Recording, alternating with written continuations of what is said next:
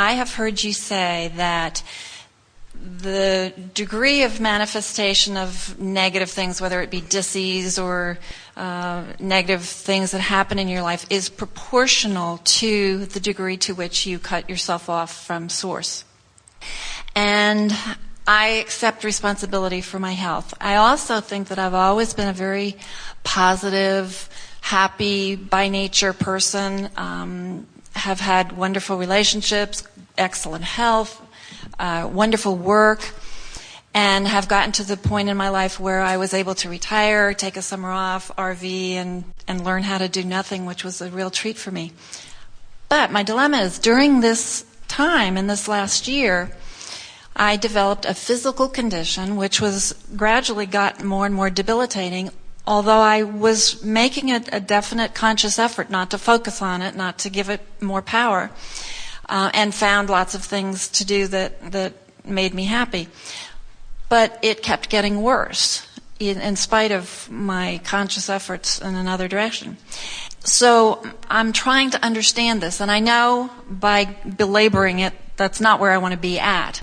But it's almost as if I can't find a place to get better until I understand how I created this, because it doesn't seem in proportion to my degree of negativity. Well, what you said about what we said is accurate, in that to the degree that you are disallowing your own connection to the stream, you experience the disability, so to speak.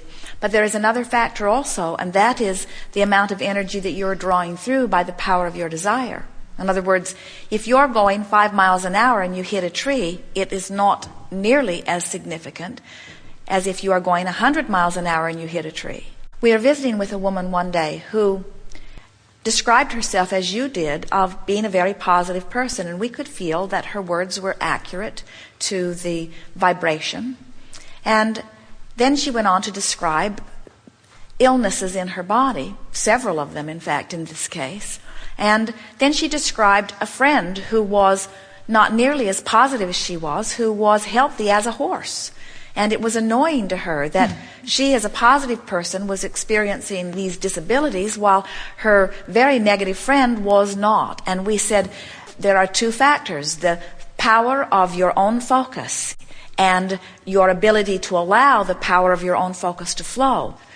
As you were describing your health and your stamina and your state of mind and retiring, and then learning, you said, learning how to do nothing. Now, what did you mean by that? Well, I meant by that all my life I've been one of these people who tries to do 3 things at once, and sometimes ends up being a little bit frustrated by that, and was getting to the point where what I really felt like I wanted was to do more self-exploration, more make me feel better, and less going out into the world and, earning a living. Well, the reason that we asked the question is because we suspect that you were not as in alignment as you might think that you were even before retirement. And in fact, part of what was making you want the retirement was the overwhelmment and the sort of stress of all of that. You were looking forward to relieving all of that. But you did what so many people do. You thought that the relieving of stress was about changing activity, where what the relieving of stress is always about is about alignment of energy.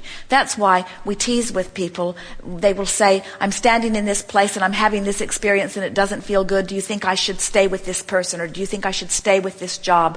Or do you think I should stay in this town? And we always say, well, you might want to go someplace else, but remember, you'll be taking yourself with you. And you're going to take your same proclivities for thought with you unless you are consciously doing something about beating different drums. No matter what you're doing, you're still going to beat the same drums. So the reason that it was exacerbated rather than relieved by your lack of activity is that you lost that benefit.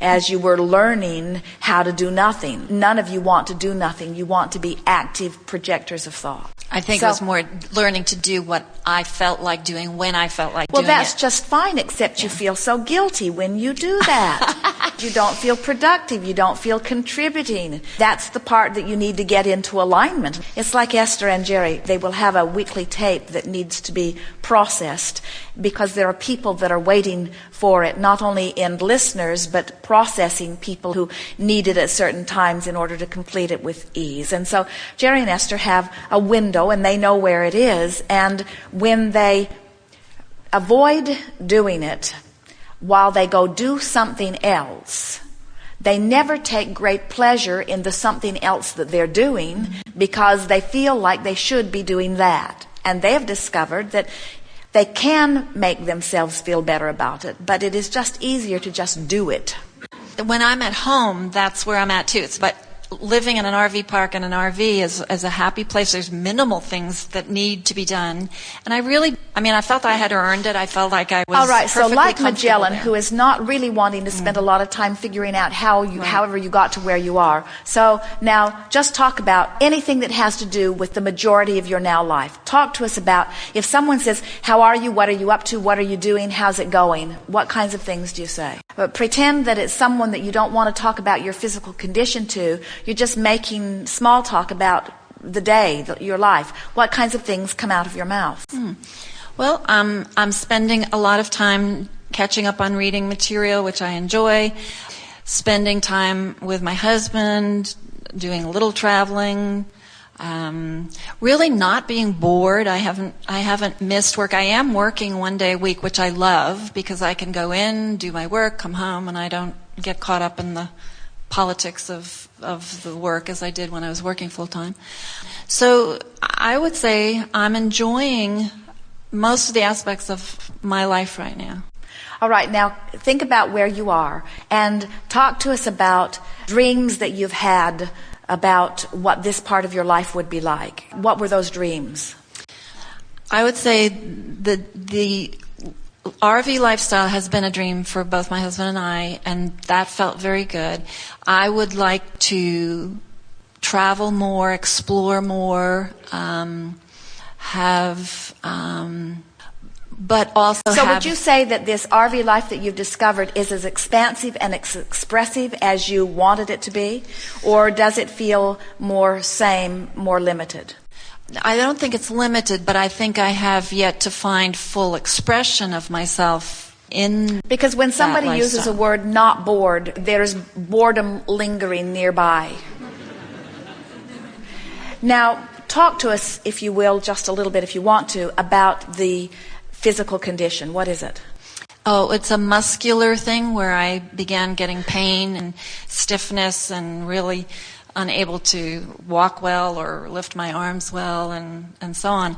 And I didn't go to a medical doctor partly because of insurance snafus, but I felt like if I could get myself in the right place and align myself, that I could heal myself. And I kept expecting to do that in this quiet time that I had, that I was giving myself.